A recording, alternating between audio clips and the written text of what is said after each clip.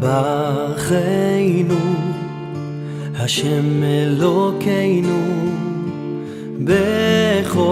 בכל מעשה ידינו בכל מעשה ידינו ברכנו השם אלוקינו וברך את שנותינו וברך את שנותינו תן תלומתה על פני האדמה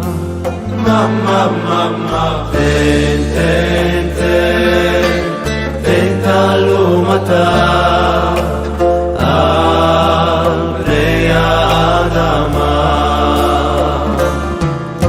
ותן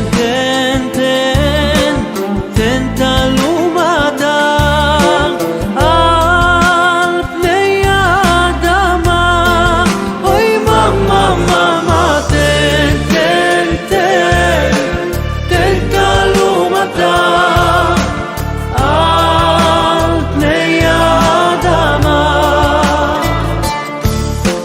ברכנו השם אלוקינו בכל מעשה ידינו ברכנו השם אלוקינו וברך את שנתנו וברך את שנתנו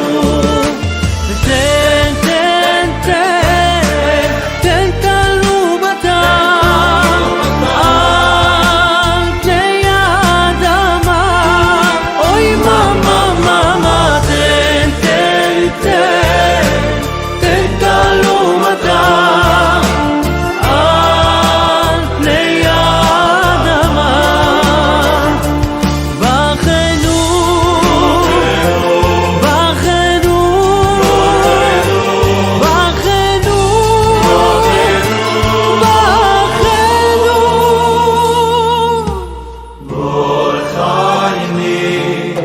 השם אלוקיני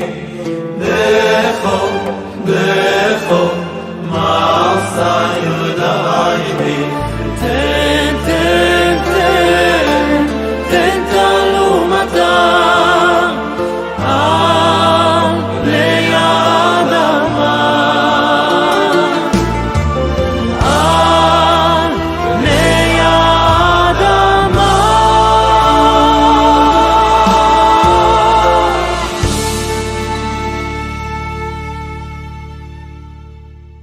Bachenu Elior Etchkovitch, Elior pour Bachenu, tiens Bachenu qui est la 9e bénédiction de l'Amida. Pourquoi je vous fais écouter cela maintenant?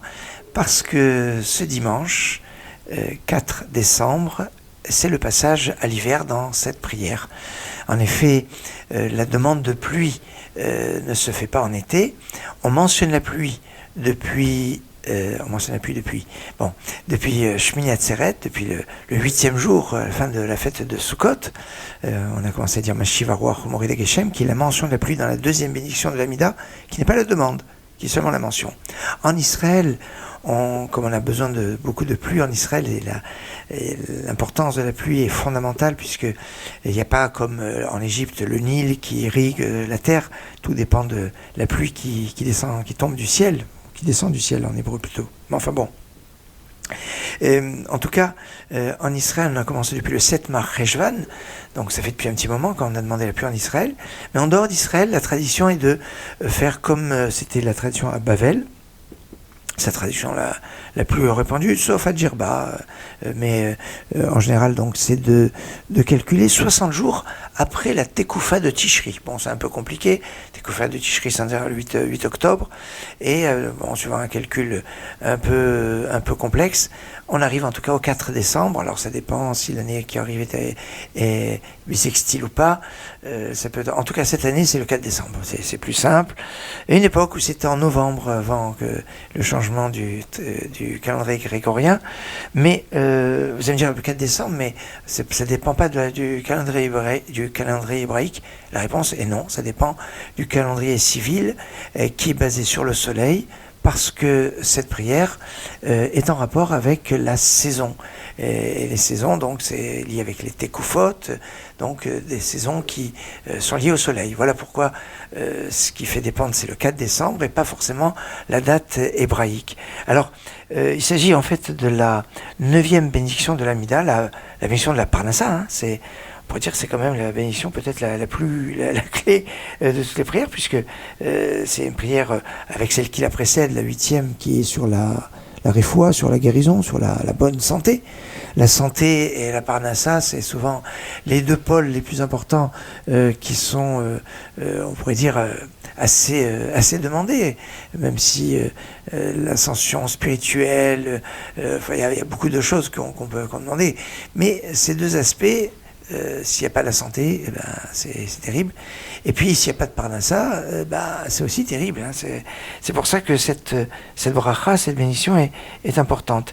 Et donc, dans le rite ashkénaze, la différence entre la période des pluies, parce qu'on va l'appeler plus comme ça, la période des pluies et la période qui n'est pas des pluies, n'est qu'un changement de quelques mots. C'est toujours Barech Aleinu toute l'année dans le rite ashkénaze. Et la différence, c'est Veten Beracha en été, tu donnes la bénédiction. Et en hiver, c'est Veten Tal Matal Livracha, tu donnes la rosée et la pluie pour la bénédiction. Veten Tal Matal Livracha. C'est les mots les plus importants, même dans le rite séfarade. Mais dans le rite séfarade, il y a deux textes. Le texte hiver, le texte été. Et le texte hiver est particulièrement long. C'est la plus longue bénédiction de toute l'Amida, avec 85 mots. Et c'est donc une bénédiction qui commence avec Barer Alenu, alors que en été, c'est Barchenu. Alors, dans la chanson que vous venez d'entendre, il y a quelque part une petite contradiction, puisque ça se donne Barchenu, Hashem Elokeinu, donc c'est Barchenu. Et puis, dans la chanson, il y avait Ten Talumatar, donc ça c'est le texte de Barech Alenu, pas de Barchenu. Bon, mais on va laisser de côté. Bon, surtout qu'il y a des petites discussions de savoir comment doit fonctionner le texte. Ce qui est connu, c'est que cette bénédiction, elle est fondamentale, elle est Yad Nediva, avec une main généreuse. Yad Nediva, ça fait 85 mots dans cette belle bénédiction de Barech Alenu. Alors, c'est assez fondamental, c'est pour ça que j'insiste dans le cadre de notre émission, parce que si on s'est trompé, si à partir de dimanche soir, pour Arvit, pour la prière du soir. Donc dimanche soir Arvit, on commence à dire Barech Alenu. Et si on n'a pas dit Barech Alenu, on a dit Barchenu, alors il y a la possibilité de se rattraper en disant Tental Matal Livracha dans Shema Kolenu. On peut encore se rattraper, on va dire dans l'Amida, ou si on a dépassé Retsé, on est arrivé à Retsé, alors on reprend à Barech Alenu. Si on a fini l'Amida, on devra recommencer toute la Amida. Oui, si on n'a pas demandé la pluie dans le temps, on doit demander la pluie. On n'est pas quitte de l'Amida, on doit recommencer toute l'Amida. Et si on a un doute, donc à partir de dimanche soir, lundi, mardi, mercredi, et ça pendant 30 jours, si on a un doute, est-ce qu'on a dit, on a bien dit, on n'a pas bien dit, on recommence, parce que dans le doute, on a certainement fait comme on a l'habitude de faire, et avant 30 jours, on n'a pas vraiment assimilé le changement. Alors, à la vérité, quand il s'agit du changement de Moridata, la Mashivarouach, Morid Geshem, ou des changements, ou des rajouts pour Rosh Chodesh, Levé Avoud, enfin, toutes sortes de changements qu'il peut y avoir dans l'Amida, on peut se tromper. Mais dans Barchenu, Barech Alenu, pour se tromper, il faut vraiment y aller franco, parce que, sauf si on n'a pas conscience, évidemment, qu'il faut changer, mais là, quand on est en train de faire l'Amida, la bénédiction est suffisamment longue pour prendre conscience que on n'est pas dans le bon texte, et donc de pouvoir dire le bon texte. Alors, il y a une règle qui est intéressante, c'est de savoir qu'en été, quand il pleut en Israël, c'est pas un bon signe. C'est pour ça que quand on demande la pluie en été, eh bien, on devra recommencer la Mida. Et ça, c'est en été. Maintenant, quand on est à partir de Shmini Atzeret, où c'est le temps des pluies, mais on ne demande pas la pluie d'abord pour laisser le temps aux pèlerins qui étaient venus en pèlerinage à Jérusalem pour la fête de Sukkot, le temps de rentrer chez eux. Donc il y a le temps du retour des pèlerins, c'est jusqu'au 7 Mar Cheshvan en Israël, mais même en dehors d'Israël, eh bien, on a l'habitude d'attendre jusqu'aux 60 jours après la Tekoufa, donc jusqu'au 4 décembre, parce qu'il n'y a pas un besoin vraiment de pluie. Alors on doit faire comme ça, de demander la pluie qu'à partir du 4 décembre, mais si d'aventure on a demandé la pluie avant, il y a des discussions, est-ce qu'on est quitte, pas quitte, ce qui ressort des poskim, c'est que comme c'est le temps de pluie, le fait d'avoir demandé la pluie n'est pas une malédiction, comme en été. Et donc, dans ces cas-là, on sera quand même quitte dans le cas de doute. Voilà, donc ça, c'était dans cette période. Mais à partir du 4 décembre, il n'y a pas de doute, il faut demander la pluie, Barech Aleinu. Et donc, c'est important. Barech Aleinu, ça commence, regardez, juste pour vous donner une petite perle sur cette bénédiction, qui commence avec deux mots, Barech Aleinu. Barech Aleinu, les initiales, Bet Aïn. Bet c'est 2, Aïn c'est 70, ça fait 72. Ça fait référence au nom de Dieu de 72 lettres, qui est le nom du Chesed. Chesed, la bonté, c'est 72. Et Barech Aleinu, les dernières lettres, Barech c'est un Kaf, et Aleinu c'est un Vav, Kaf c'est 20, et Vav c'est 6, ça fait 26. 26, valeur numérique du nom de Dieu, parce qu'il ne faut jamais oublier. C'est Dieu qui donne un parnassa. C'est Dieu qui nous gratifie de tous ses cadeaux, de tous ses bienfaits. Et on se doit de prier pour lui demander. Et lui nous envoie la bénédiction. Que vous ayez la bénédiction la plus belle et la plus extraordinaire, la plus abondante.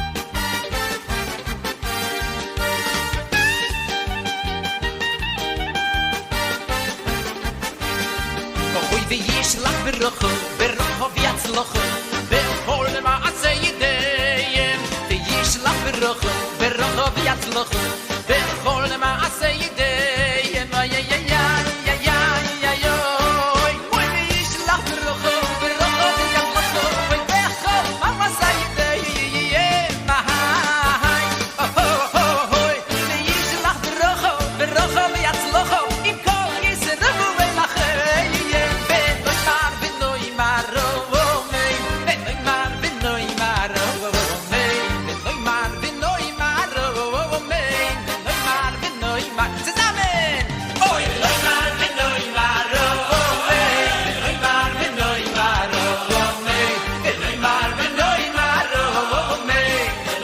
ונאמר ונאמר oi ונאמר Benomar Amen, Avram Fried, Vishlav Bracha Vatzlachad. On voyait la bénédiction et la réussite. Bénédiction et réussite, c'est ce qu'on voit chez les patriarches. Yitzhak, qui était en une période de famine, a récolté le centuple. Et puis, dans cette paracha de Vayetse, Yaakov qui arrive chez son beau-père, qui a pas grand-chose. Il n'a même pas la possibilité de payer des bergers. C'est sa fille qui est obligée d'être bergère. Et tout va fructifier. Depuis que Yaakov va travailler pour son beau-père, tout va bien marcher. Et quand Yaakov rencontre Rachel, la première fois, eh bien, c'est extraordinaire. Et puis on lui dit, c'est chapitre 29, verset 11, Vaïchak Yaakov le Rachel, Vaïcha et Kolo Vayevk. Yaakov a embrassé Rachel, il a levé sa voix et il a pleuré. Alors certains vont expliquer, et il a pleuré parce que s'est dit, oh là là, ceux qui vont lire ce verset vont dire, Yaakov il embrasse sa cousine, puisque Rachel c'est sa cousine qui va devenir sa femme, mais à ce moment-là c'est que sa cousine, comment il embrasse, alors ça peut mal s'interpréter vraiment pas bien. Eh bien, c'est pour ça qu'il pleure. Il pleure à cause des mauvaises interprétations. Et Rashi va nous dire, en fait, mais pourquoi il pleure. Alors, je vais donner d'abord la deuxième explication que donne Rashi, qui est que il pleure parce qu'il est venu les mains vides.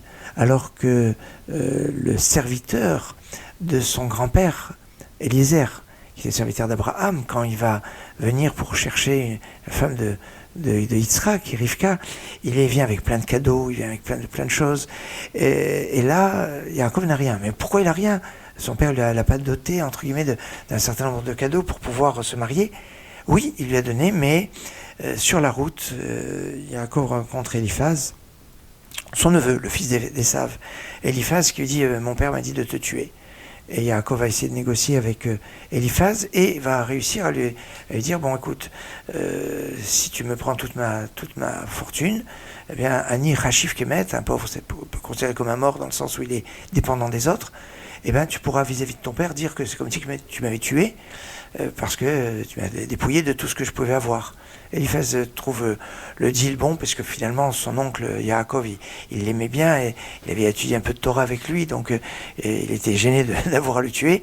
D'un autre côté, il voulait respecter la parole de son père qui lui-même était très respectueux de son père, donc voilà, et donc il a tout pris. Et comme il a tout pris, quand Yaakov arrive chez Rachel et chez Lavan, eh bien il a rien pour pouvoir justifier de se marier avec Rachel. C'est pour ça qu'il sera obligé de travailler pendant 7 ans. Maintenant, la première explication que donne Rashi, pourquoi Yaakov pleure quand il embrasse Rachel, c'est parce qu'il voit qu'elle ne sera pas enterrée avec lui, que Rachel sera enterrée à Bethléem, alors que lui sera enterré à Hebron. Et c'est ça, le sens de ses pleurs, c'est qu'ils ne seront pas enterrés ensemble. Ça fait penser aussi aux pleurs et aux embrassades qu'il va y avoir entre Yosef et Binyamin, Joseph et Benjamin, où ils vont pleurer sur les Beth Amikdash, sur les temples qu'il va y avoir sur le territoire de chacun de l'autre. Comme quoi que le texte de la Torah, il faut savoir le lire avec un décodage qui est intéressant. Maintenant, à propos de décodage, il y a une lecture intéressante sur la suite de la paracha. En effet, Lavan propose à Yaakov de travailler 7 ans pour se marier avec Rachel. Et là, il va lui dire, alors là, je vais faire partager une petite lecture un peu codée. Il dit, Tov titi otalar, mais titi otali sharer. Titi, non, il n'y a pas de gros miné ici. Tov titi otalar, titi ota Titi, je vais te la... traduction littérale. Tov Titi Otalar, je préfère te la donner à toi. Mititi, de la donner plutôt les Ishacher à un autre homme. Mais en langage codé, on va parler de Gematria, mais Gematria Ketana. Gematria Ketana, c'est-à-dire quand on prend la Gematria, la valeur numérique d'une lettre, on ne s'occupe pas des zéros. On prend que les chiffres en dehors du zéro. Par exemple, dans ce système-là, la lettre Dalet qui vaut 4 va être l'équivalent de Mem qui vaut 40, puisqu'on ne compte pas les zéros, donc 40 vaudra aussi 4, ou le Tav qui vaut 400, au lieu de 400, on enlève les zéros, et ça fait 4. Donc, on compte que les chiffres, et donc pas les zéros, et donc ça va être Tov Titi Otalar, et bien je vais donner Titi à toi. Titi, ben, la valeur numérique de Titi en petite valeur numérique, Tav, donc on lui a dit au lieu de 400 c'est 4, encore Tav 4, 4 et 4, 8, et Yud au lieu de 10 c'est 1, puisqu'on a les zéros, donc 4 et 4 et donc 8 et 1, ça fait 9. 9, et là c'est la valeur numérique en petite de Léa. Tov Titi, à toi, Léa, c'est Lamed, Aleph, He, Lamed 30, donc 3, Aleph 1, 1 c'est bon, ça ne joue pas, et He, c'est 5, donc ça fait 3 plus 1, 4 et 5, 9. Donc 9 c'est pour toi. Mititi, Mititi même c'est donc 40, donc ça vient 4, puisqu'on ne compte pas les zéros. Titi, Tav, Tav, Yud, donc encore 4, 4 et 1, ça fait 13. Et 13, ben c'est Rachel. Rachel, c'est Resh, Chet, Lamed. Resh, 2, Chet, 8. Donc ça fait 2 et 8, ça fait 10. Et Lamed, 30, donc 3, puisqu'on ne compte pas les zéros, ça fait 13. Donc Mitziti, les Ishacher, mais Rachel, je la donnerai à un autre homme. Mais vous savez que Yaakov était particulièrement perspicace. Il dit, ah oui, les Ishacher, tu as raison. Mitziti, Rachel, tu la donnes à Ishacher. C'est qui Acher? Acher, Aleph, c'est 1, Chet, 8, Resh, 2. Donc ça fait 2 et 8, ça fait 10 et 1, ça fait 11. Donc tu vas le donner à 11. Et Yaakov, Yud, Ayin, Kouf, Bet. Yud, c'est 1. Ayin, 7, au lieu de 70, donc 7. Donc ça va faire 8. Plus Kouf, c'est 100, donc ça va faire 1. On ne compte pas les zéros. Donc ça va faire 9. 9 et Bet et encore 2, ça fait 11. Acher, eh bien c'est Yaakov. Tu voulais parler dans un langage codé, mon cher Lavan, pour dire que Léa, c'est pour toi. Mais Mititi, Rachel, ce sera Ishacher. Ishacher, eh ben, c'est encore moi. C'est raté pour Lavan qui voulait être plus malin que Yaakov, qui était bien plus malin que lui. Enfin bon, voilà. Une paracha d'une très grande richesse et d'une très grande profondeur pour un Shabbat de lumière, un Shabbat d'études. Et on est un Shabbat où les nuits sont les plus longues. Et la nuit c'est le moment idéal pour l'étude de la Torah. Alors, belle étude, belle Kedusha, une belle sainteté. Shabbat Shalom, Git Shabbos, Shabbat Shalom, au Mevorach.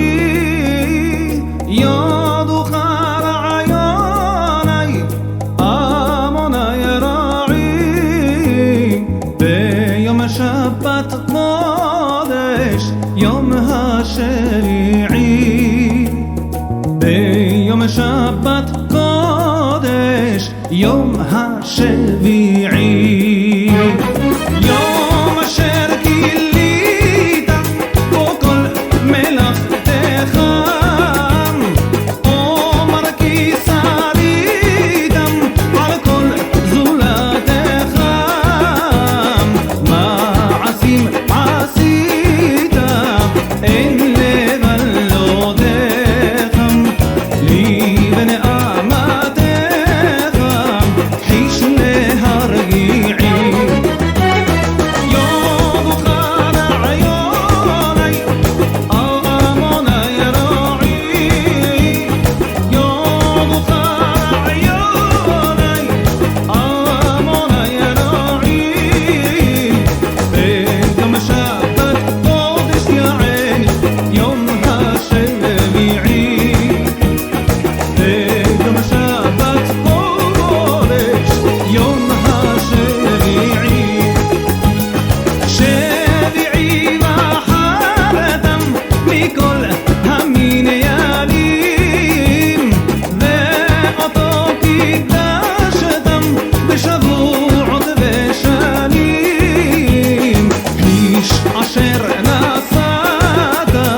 Nege